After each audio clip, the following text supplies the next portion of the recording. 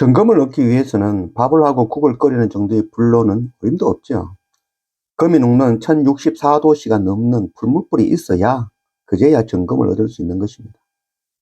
우리가 적당히 견딜 만한 그런 고난과 눈물 찔끔 나는 그런 슬픔, 이겨낼 만한 그런 아픔과 시험으로는 우리가 하나님의 점검 같은 군사가 될 수 없다 하겠습니다. 스가랴 13장 9절 불 가운데에 던져 은같이 연단하며 금같이 시험할 것이라. 나를 다루시는 그 하나님의 불묵불 연단과 시험을 통하여서 점검 같은 주의 군사로 세워지는 그런 우리 모두가 되기를 원합니다. 1절 여호와께로부터 예레미야에게 임한 말씀이라. 이르시되 너희는 이 언약의 말을 듣고 유다인과 예루살렘 주민에게 말하라. 그들에게 이르기를 이스라엘의 하나님 여호와께서 이와 같이 말씀하시되 이 언약의 말을 따르지 않는 자는 저주를 받을 것이니라. 하나님께서 예레미야에게 주시는 말씀이죠. 그 주시는 말씀이 하나님과의 언약을 깨는 자는 저주를 받을 것이다 라고 말씀하고 있는 것이죠. 그래서 사람들이 이런 말씀을 읽으면 이렇게 생각하죠. 아, 하나님께서 저주를 주시는 것이구나 라고 생각하죠. 그러나 이 하나님께서는 이 저주를 주시는 분이 아니시죠. 사람들이 스스로 선택하여 저주로 나아가는 것이라 하겠습니다. 하나님은 절대적인 존재이죠. 예를 들자면 산소와 같은 존재이시죠. 산소가 있으면 사는 거지만 산소가 없으면 죽음이죠. 우리가 산소를 떠나서 물속에 들어가면 그것이 죽음이 되어지는 것이죠. 하나님, 절대적인 그 하나님의 존재가 없는 것이 심판이고 저주가 되는 것이죠. 우리가 오해하지 말아야 될 것입니다.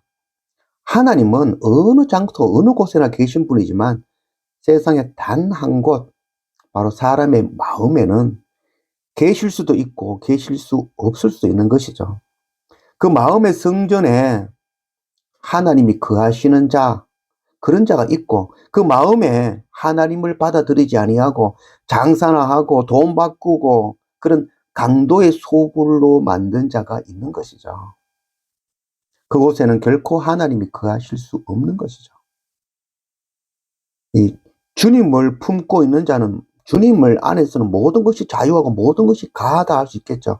그러나 마음에 주님이 계실 자리가 없는 자는 아무리 선을 행하고 의를 행하고 천사의 말을 할지라도 꽹과려 같다라고 했죠. 아무 소용이 없는 것이죠. 하나님이 없이는 아무 소용이 없는 것이죠. 그래서 전도자는 헛되고 헛되며 헛되고 헛되니 모든 것이 헛되다고 했죠. 세상의 모든 것을 가지고 세상의 모든 즐거움, 모든 의, 모든 일을 해본 자지만 그 모든 것들에 하나님이 없으면 모두 다 헛되다는 것이죠. 하나님께서 돌아오라.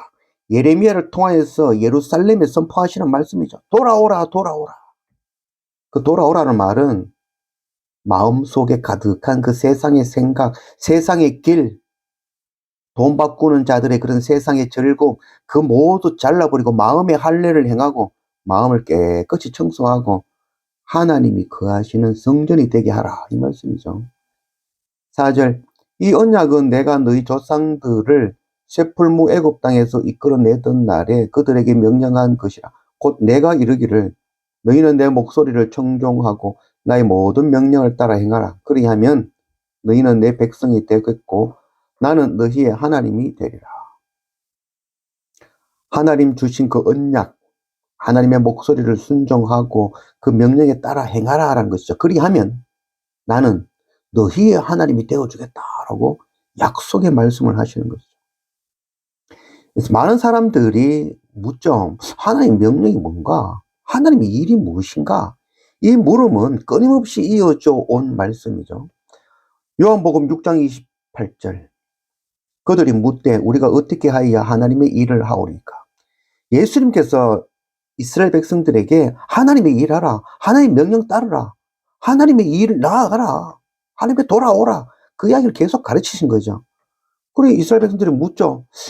어떻게 해야 우리가 하나님의 일을 합니까? 하나님의 일이 뭡니까? 하나님 우리에게 가르치신 일이 무엇입니까? 물었죠. 그때 예수님께서 대답하여 이르시되 하나님께서 보내신 일을 믿는 것이 하나님의 일이니라 하시니.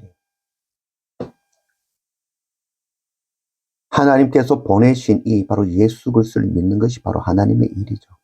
우리가 읽고 있는 이 하나님의 말씀 성경은 오실 예수 그리스도에 대한 이야기, 이게 구약에 대한 말씀이죠. 신약의 말씀은 오신 예수 그리스도와 다시 오실 예수 그리스도의 이야기인 것이죠. 우리는 누구나 다 믿는 자들이면 이렇게 고백하죠. 예수 믿기 위해서, 예수의 가르치기 위해서 주시는 말씀이죠. 예수 믿으라는 것이 하나님의 말씀이고 그것이 곧 구원이 되어지는 것이죠. 구약의 사람들은 어떻게 구원을 받을까요? 바로 보내주시겠다 하시는 그 하나님의 언약, 바로 구세주를 보내시겠다는 그 약속을 믿는 믿음, 그 믿음으로 구원을 얻는 것이죠.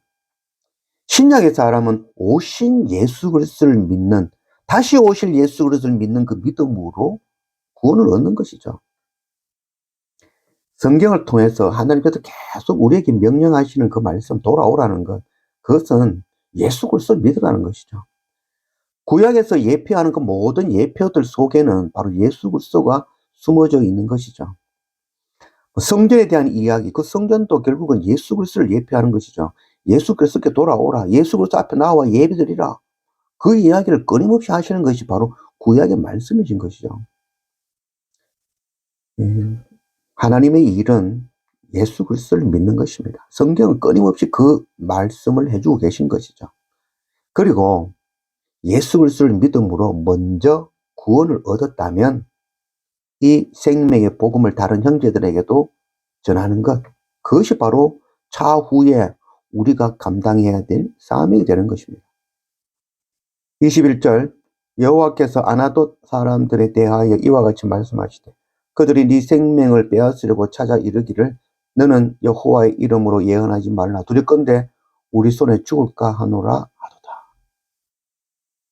하나님의 연단과 시험을 통하여서 먼저 구원받아 세움받은 예레미야, 그가 이 유대 백성들 예루살렘에 나아가서 하나님의 명령 전하였죠. 그 명령은 순종하라, 하나님께 돌이키라, 오실 예수 그리스도 그분께 돌아오라, 하나님께 순종하지 않으면 너희는 심판이다, 그 말씀을 전했죠. 그때 백성들이 오히려 이 아나돗 사람들이 오히려 그 예레미야를 죽이려고 하였던 것이죠. 이 아나돗은 예레미야의 바로 이 고향이죠. 마태복음 13장 57절, 예수를 배척한지라 예수께서 그들에게 말씀하시되 선지자가 자기 고향과 자기 집 외에서 존경을 받지 않음이 없느니라 하시고, 예수님의 말씀이죠. 예수님도 고향에 가서 말씀 전하실 때에 죽이려고 하는 것이죠. 그래서 이 말씀을 하시는 것이, 선지자가 고향 밖에서는 전부 존경을 받지만 고향에 와서는 존경을 받을 수 없구나. 바로 예수 그리스도, 오실 예수 그리스도를 예표해 주시는 말씀이죠. 예레미야의 말씀이지만 그 예레미야를 통해서 보여주시는 것은 바로 예수 그리스도이신 것이죠. 구약의 말씀은 오실 예수 그리스도를 바로 가르치는 그런 말씀이라 하겠습니다. 우리를 다루시는 그 하나님의 연단과 시험을 통하여서 주님의 군사로 세워지기를 원합니다. 하나님의 명령, 십자가 예수 그리스도를 믿는 하나님의 일하는 그런 우리가 되기를 원합니다. 그리고 먼저 구원 얻은 자로 다른 형제들에게도 이 생명의 복음을 전하는 그 성경의 사명 감당하는 그런 우리 모두가 되어지기를 원합니다.